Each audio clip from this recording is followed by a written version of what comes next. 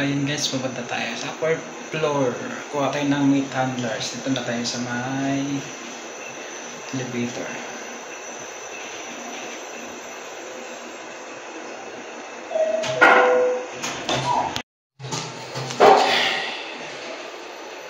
Ayun guys, balik tayo sa ilalim. Ito magbabayad tayo sa ng resibo. Kuha tayo ng resibo. Magbayad tayo doon.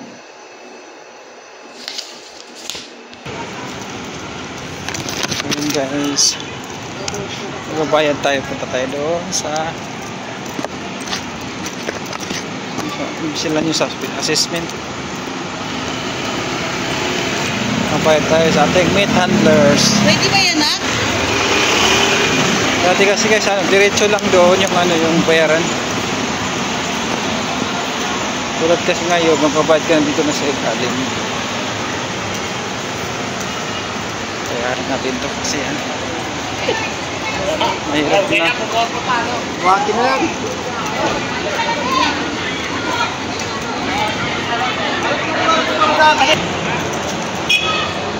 Paulan pa naman guys. Dito tayo ngayon sa may City Hall. Dati kasi hindi mahirap kumuha kasi hindi ka na bababa. Anong bayad sa dito sa ilalim, hindi doon pa sa taas. Ay mababayad na tayo doon.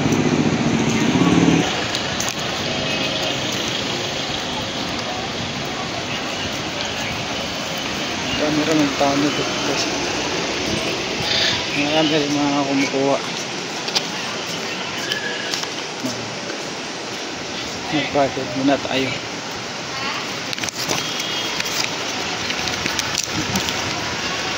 Magkano kayo bayaran natin ito? Yes, mamaya guys, kuha muna ako ng magbalakad tayo papunta. Bayaran nyo guys. Ito guys, nakuha na tayo ng resibo guys dito sa may miscellaneous fee. Doon po yung bayaran bago na nga. Tapos kailangan mo siyang yan i-xerox bago mo dalhin doon sa taas sa kukuhanan ng meat handlers. Bibigyan ka lang niya guys doon ng papel na parang resibo. Tapos dalhin mo dito sa may miscellaneous fee. Doon magbabayad na ng meat handlers.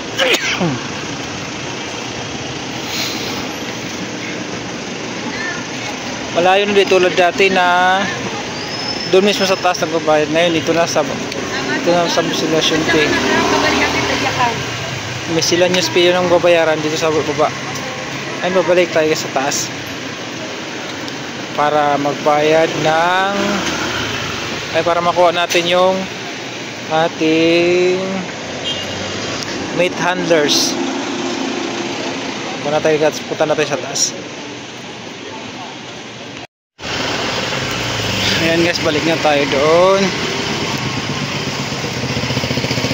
sa taas. Balik na tayo para makuha natin yung ating meat handlers.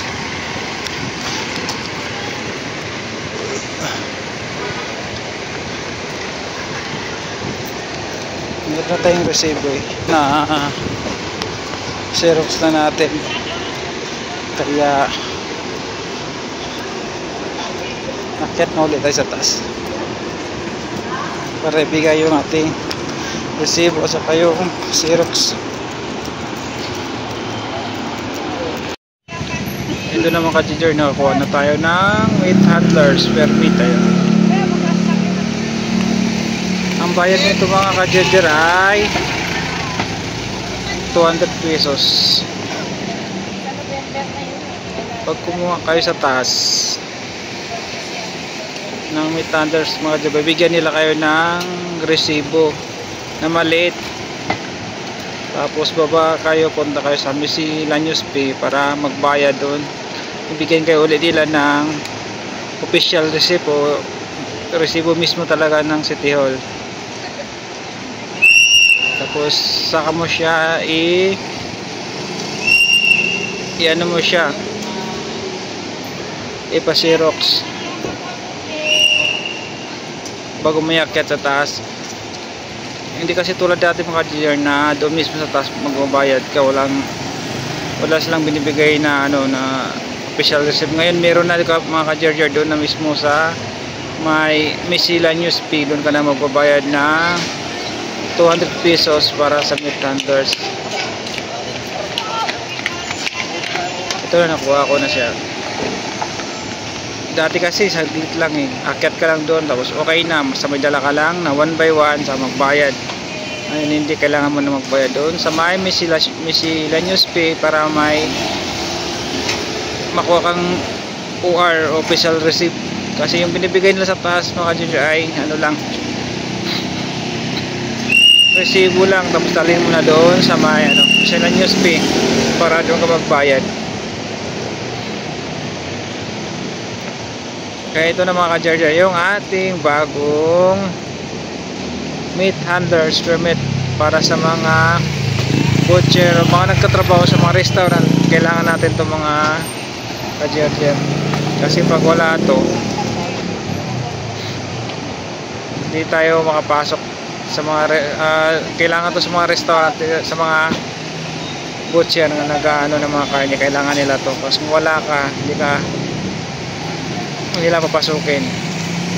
Saka kung sakaling man mga ka-JR hindi mo to suot, saka hindi mo siya na laminate, ay may multa daw siyang ano 3,000 pesos sabi nung doktor sa taas, may veterinary.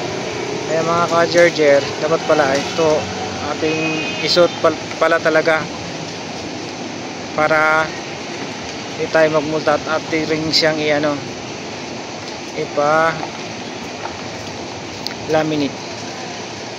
Hanggang dito naman kasi sana may natutunan sa ating video na pagkuha ng meat handlers.